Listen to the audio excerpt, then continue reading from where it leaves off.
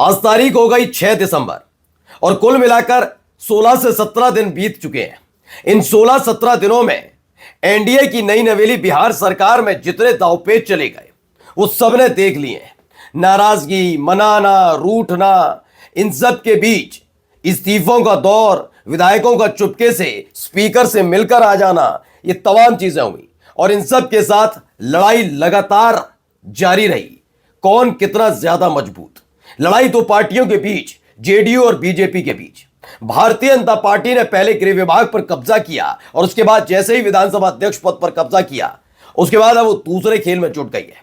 दूसरा खेल इस बात का है कि आखिरकार आने वाले वक्त में अगर नीतीश कुमार हटते हैं या हटाए जाते हैं और उसके बाद अगर कोई दूसरा मुख्यमंत्री बनेगा तो वो चेहरा किसी दूसरी पॉलिटिकल पार्टी का कतई ना हो, वो बीजेपी का होना चाहिए। लेकिन बीजेपी का कोई भी नेता तभी बन पाएगा बिहार का मुख्यमंत्री जब एनडीए के अंदर नीतीश कुमार के बाद बीजेपी के किसी नेता पर जनता या कोई भी मोहर लगाए, यानी कम से कम लोकप्रिय तो होना चाहिए ना, क्योंकि बीजेपी की अपनी मोनोपोली नहीं हो सकती, इसमें गठबंधन की राजी भी होनी चाहिए। लेकिन रोड़ा कौन है? नीतीश कुमार नहीं, असली रोड़ा इस वक्त कोई और नहीं बल्कि चिराग पासवान है।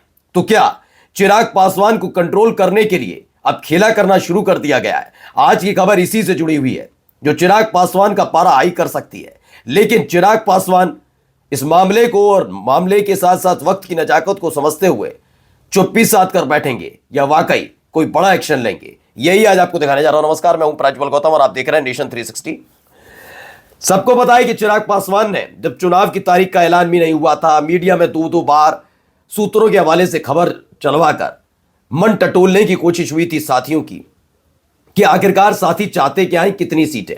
बहुत बार, 2 बार तो वैसे ही चलवाया था। उसके बाद जब चुनाव की तारीख का ऐलान हुआ उसके बाद फाइनल सीट क्लियर हुई, चिराग पासवान नाराज हो गए, 20 पर नहीं लड़ूंगा, कतई नहीं लड़ूंगा, ये वो तमाम चीजें होने लगी थी।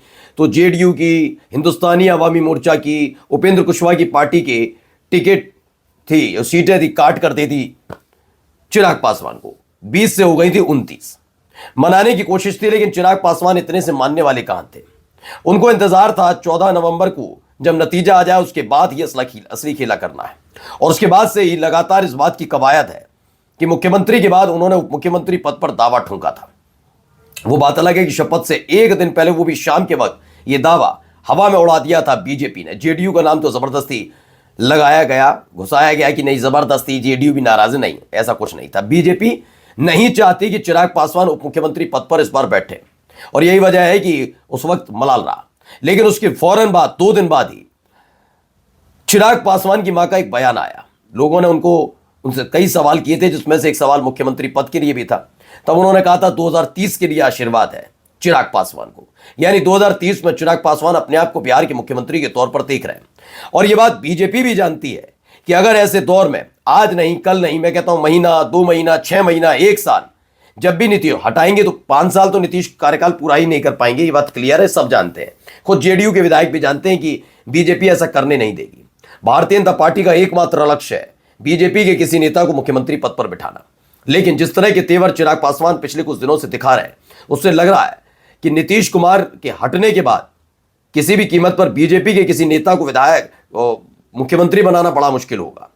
चिराग पासवान टांग जरूर लड़ाएंगे, क्योंकि वो पूछेंगे कि एनडीए में नीतीश के बाद, एनडीए में नीतीश कुमार के बाद सबसे लोकप्रिय चेहरा कौन? इसको जरा सर्वे करा लीजिए, सर्वे के बाद ही फैसला होगा। और यकीनन चिराग पासवान के मुकाबले एनडीए में दूसरा कोई बड़ा चेहरा इस समय नहीं है।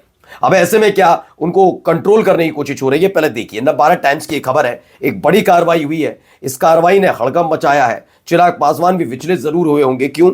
चिराग पासवान की पार्टी का नेता अरेस्ट होता है, किडनैपिंग, रेप के आरोप में गिरफ्तारी, लड़की भी बरामद। आप कहेंगे सम्राट चौधरी आए हैं, निष्पक्ष कार्रवाई करते हैं, क्या ऐसा है? वाकई ऐसा है? और अगर ऐसा है तो अनंत सिंह की पैरोकारी करने वाले ललन सिंह क्यों घूम रहे हैं? अनंत सिंह कोई क्रांतिवीर तो नहीं है, उन्होंने स्वतंत्रता सेनानी तो नहीं है, शांतिदूत तो नहीं है, क्या है? हर कोई जानता है। ऐसे लोगों पर कार्रवाई करने के बजाय जब वो खास तौर पर लोक जनशक्ति पार्टी रामविलास और जनता दल यूनाइटेड के समर्थकों के खिलाफ बुलडोजर वाली कार्रवाई हो रही हो, तो आप कैसे उम्मीद कर सकते हैं ये कार्रवाई ऐसे ही हुई होगी। मैं ये नहीं कहता ये मामला झूठा है, सच्चाई है, देखेगी पुलिस, देखेगी और पुलिस को कार्रवाई करनी चाहिए और सख्त कार्रवाई करनी चाहिए। बहुत गंभीर मसला है। पहले मसला पढ़ देता हूं। बिहार के सासाराम में लोजपा रामविलास के जिला अध्यक्ष को नाबालिग लड़की की किडनैपिंग और रेप के आरोप में गिरफ्तार कर लिया गया। यह गिरफ्तारी लड़की के बयान के बाद की गई। ठीक है, अब इस पूरे कंक्लूजन को जरा समझिए, हो क्या रहा है। इसकी कहानी मैंने क्यों इसको उठाया है, क्योंकि पहले तो इसको मतलब समझ लीजिए, मैं, मेरा चैनल किसी भी तरीके से इस तरह के मामलों पर बहुत संजीदगी के साथ, गंभीरता के साथ कहते हैं। वो किसी भी राजनीतिक दल का हो, किसी भी पद पर बैठा हो, किसी भी जात का हो और किसी भी समुदाय का हो, अगर यह है आरोप और आरोप क्या अगर सच्चाई है, ये गिरेबां पकड़िए, घसीट कर जेल के अंदर ठूसिए। एक भी ऐसे मामले में नरमी नहीं बरतनी चाहिए। लेकिन क्या भारतीय जनता पार्टी इतनी निष्पक्षता के साथ काम करती है? क्या गृह मंत्री सम्राट चौधरी बिहार वाले इतनी निष्पक्षता के साथ काम करेंगे? मैं ये बात क्यों कह रहा हूं, क्योंकि प्रज्वल रेवन्ना वाला मामला सामने आने के बावजूद बीजेपी के एक नेता ने अब तक यह नहीं कहा कि प्रज्वल रेवन्ना जैसा गंदा आदमी नहीं देखा। क्या कभी नरेंद्र मोदी साहब ने माफी मांगी कि हां वाकई वो एक ऐसे आदमी का प्रचार कर रहे थे, वोट मांग रहे थे एक ऐसे आदमी के लिए जिसने सारी दरिंदगी की हदें पार की? येदियुरप्पा वाला मामला देख ही लिया आपने, बहुत सारे मामले इनके यहां। तो ठीक है, अचानक से कार्रवाई की टाइमिंग को मैं बताने जा रहा हूं। क्या इस मामले को दबाकर रखा गया था और जब चिराग पासवान के तीखे तेवर देखे जा रहे हैं तब यह कार्रवाई हुई? क्यों कह रहा हूं और क्यों मीडिया ने उठाया, जरा समझिए। एसडीपीओ सासाराम 2 है, कुमार वैभव इनका नाम है।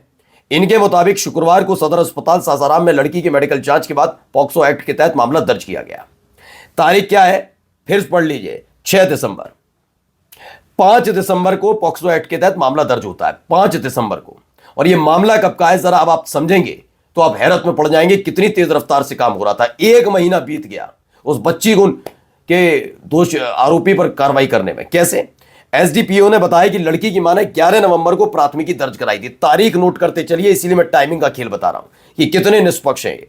जिसमें बताया गया था कि उसकी नाबालिग बेटी 5 नवंबर को कोचिंग के लिए घर से निकली थी, 5 नवंबर, लेकिन देर शाम तक वापस नहीं लौटी। 5 नवंबर को एक बच्ची घर से निकलती है कोचिंग के लिए, वापस नहीं लौटती है। 5 दिसंबर को पॉक्सो एक्ट के तहत मामला दर्ज, 1 महीना लग जाता है। इतनी तेज रफ्तार से कार्रवाई हो रही होती है, बुलडोजर से घर गिराए जरूर जा रहे थे, लेकिन इतनी रफ्तार इस मामले में क्यों नहीं थी? दूसरा, 11 नवंबर को प्राथमिकी दर्ज करा दी गई थी। 5 नवंबर और 6 नवंबर को थी वोटिंग, 11 नवंबर को थी वोटिंग, 14 नवंबर को थी काउंटिंग। और उसके बाद तेवर जब देखे गए कि चिराग पासवान मानने के लिए तैयार नहीं नजर आ रहे, तो क्या यह कार्रवाई की गई है? क्या वाकई चिराग पासवान के तेवर ठंडे अभी पड़ जाते हैं इस कार्रवाई के बाद, क्योंकि जिला अध्यक्ष है लोक जनशक्ति पार्टी रामविलास के, तो क्या शांति पड़ जाएगी?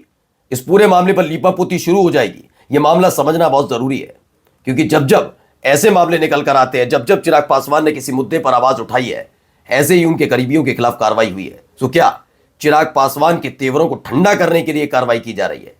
जरा सोच कर देखिए। नमस्कार।